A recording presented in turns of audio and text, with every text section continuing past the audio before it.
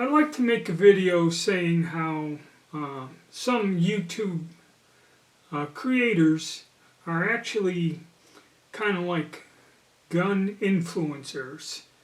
What's an influencer? These are people that use social media to promote either a place or a service or an item, to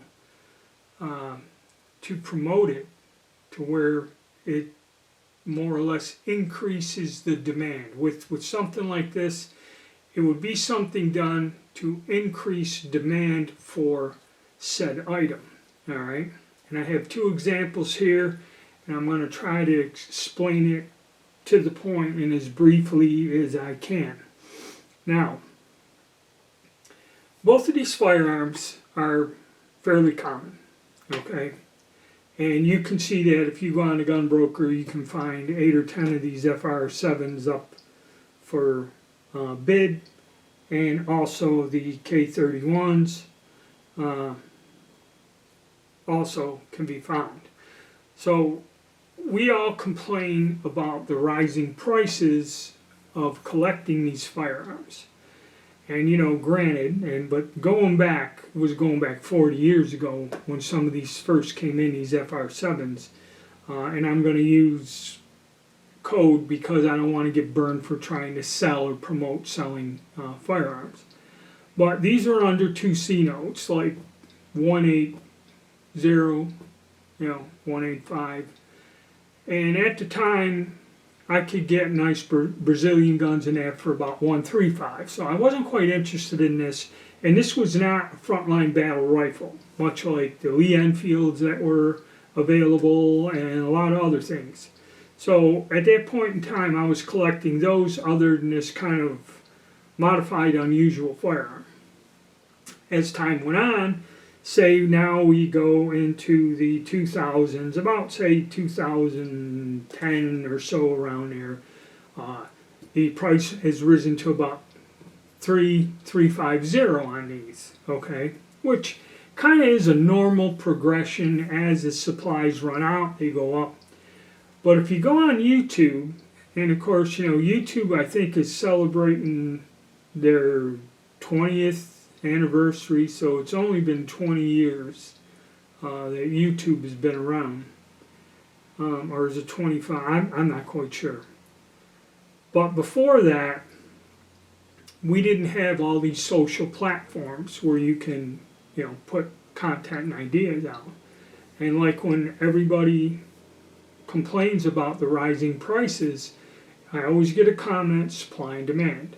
So what these videos, and I've seen several of them, these videos are more aimed at telling you how cool this gun is, and you gotta own it. It's something you need in your collection. It's a real neat piece to have, and all this other stuff. And they point out there's people that take off the muzzle brake and put a suppressor on it. They do tell you somewhat about the history and the gun itself and things like that. But the main emphasis that they're pushing is this thing is real cool and you gotta have it. And that has driven the price up to nowadays you're looking at $700 to $750 on average is the going rate of these guns. And you have to ask yourself, is it kind of worth it? I mean, it's a neat gun. I like shooting it. It's fun to shoot. But this is kind of how, when people kind of do that and word the videos that way, that's what's kind of driving the demand and the price up. Okay? So this is, this is a fairly cool gun. It's fun to shoot. A lot of, the things they say about this is true. It's a neat Milsurp gun that you can use to hunt. All right? Now we're going to go, and this is a prime example, K31. Now, the Swiss rifles have come into the country for many years. I found K11s and that back in the 80s. And I remember I went into a gun store and a guy bought an estate, and he had a K11 carbine and a set of dies to reload, no ammo. ammunition was a problem. Back before the internet, you had to either go through the Shotgun News, or I would go to the gun store. He would call up a wholesaler, and probably the only factory loaded ammo you could get would be Norma.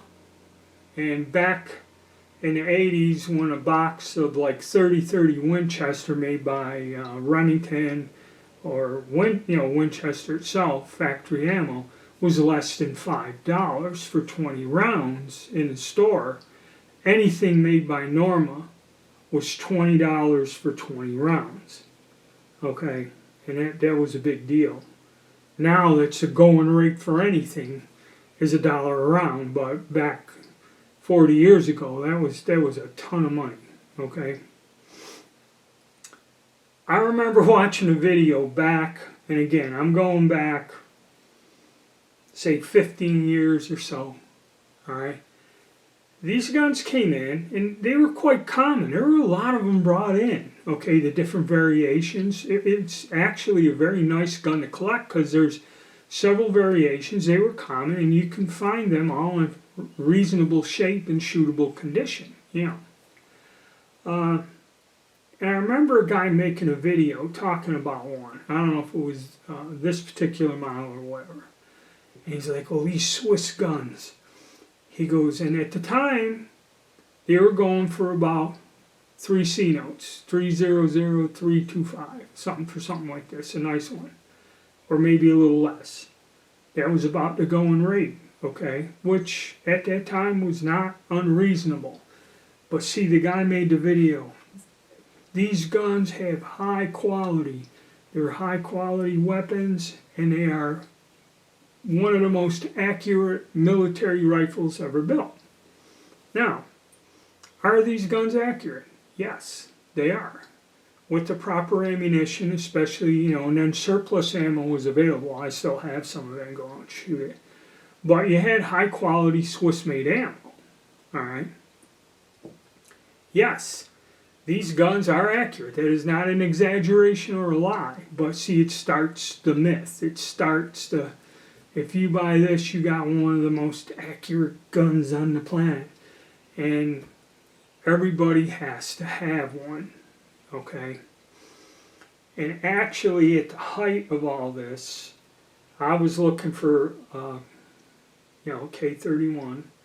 I already collected the earlier ones, and they went from, like the very early one with the big magazine, they went from, around 2 something to 4.5. And that's kind of where they set right now. And I've seen people try to sell whole collections, and they want 6 for each gun, added up to 5. So you see where they try selling for very, very high dollar amount. And these went up. This one here is exceptional. It was made, I think, second from the last year or something. I checked the serial numbers. I don't think it has any private marks on it or whatever. I'm not quite sure. But it's about as mint can get, and I paid $6 for it.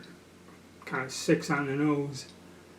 And the weird thing about it is the sights are off. It shoots way low at 100 yards. And of course, whenever I took the gun out and shot it, all the comments, "Oh, well, you're the only person that has trouble with this gun. That's the most accurate gun, one of the most accurate guns in the world," and everything else. And this and that.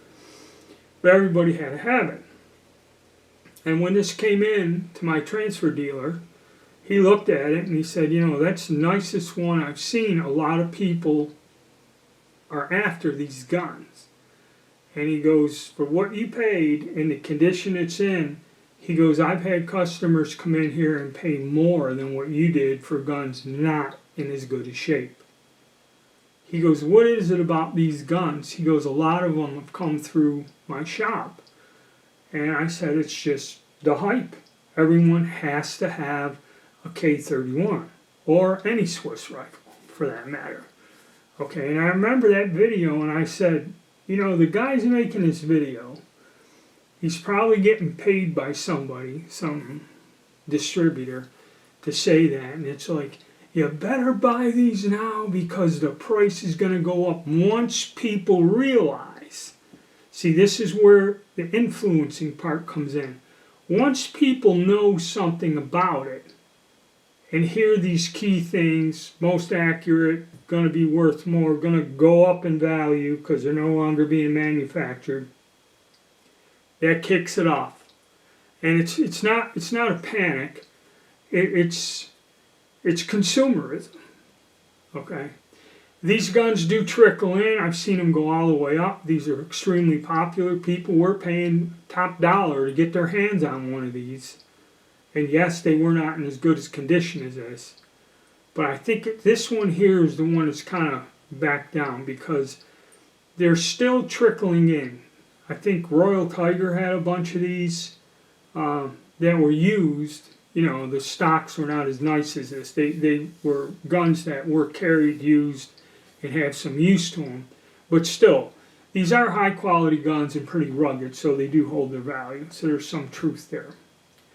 So this is how these influencers make something like this popular. This became a very, very popular gun from some kind of strange, obscure weapon, you know, people didn't really know about, and then once it gets rolling and everybody's talking about it, much like the FR7, becomes popular, demand goes up, supply's not there, price goes up with it. And that's kind of how it works. The only way to get around it is the minute the thing comes out and they're new and they're not that expensive is just to buy one and throw it into your collection. Okay, the only way to do it. How it works out, like say I needed to dispose of this, would I got into it back, and how difficult would it be to do that? See, this is also a thing you think about. Now, it can also work in reverse when somebody puts out something derogatory about a firearm. And I'll bring one and give you an example. Now, where the same methodology works in reverse, where you get something derogatory, we have the FR7 here, which is the difference between FR7 and FR8 is this is made on an older action for 7mm Mauser, and this is stated that this older, smaller action, because the original caliber did not generate the same amount of chamber pressure as the 7.62 NATO, which this is converted to, that this gun is not safe to be shot unless it uses some sort of lower powered ammo. And the typical internet story is these guns were only issued with the early SETME ammo, which is lower powered, and some people argue that it's not. And people won't touch this gun with a 10-foot pole. There's guys that just say, you know what, I don't want an FR7. I don't want to deal with it. I heard it's not strong enough and that's good enough for me and I don't want to touch it. The FR7 is harder to find. Okay? When this one came up, it was just like out of the blue. And if you keep searching for FR7, I don't know if you'll actually find one or not. The only people that have them in stock is that Hunter's Lodge, and I don't even want to start dealing with them. Okay, so you can find one if you want, and it's fairly reasonably priced. They're not priced like the FR8s because of it's not as desirable. Now we have our 7.62 in a Spanish 1916 rifle here.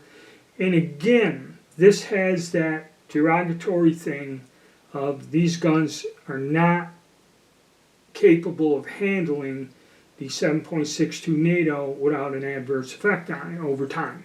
Okay, and it's a big argument. It's on forums. There's videos made about it, and people going on with all these theories. And for some people, they don't want to sort through the BS. They just rather not deal with it or handle it whatsoever. Okay, I I myself personally don't believe there's any harm in firing regular ammo through these. And the Spanish did convert a lot of different rifles, not just the 16, other ones, okay, to 7.62 NATO. They wouldn't have done it as such a widespread thing if it wasn't safe. Okay, simple as that. So that's how hype and influencers and a lot of people making content are making content and being sponsored, okay, by somebody to put a very positive aspect on these guns, like the other two. You know, they're the greatest things. They're something that's kind of a must-have thing, and a lot of people go for it. Okay, you know, is it true? But what it does is it just drives the price up. I'm not saying how they talk about the gun is false. It's just they're driving the market upwards. Of course, that's what America's all about. And you know, another thing, like salesmen, even if they're reviewing new firearms or whatever, if there's some sort of a negative aspect, they quickly jump over it and, you know, don't really point out. And most people really don't pay attention to the videos anyway, in depth, like the ones I make. But that's my opinion on it, and it's something, you know, you should kind of think about as you go through and do your research.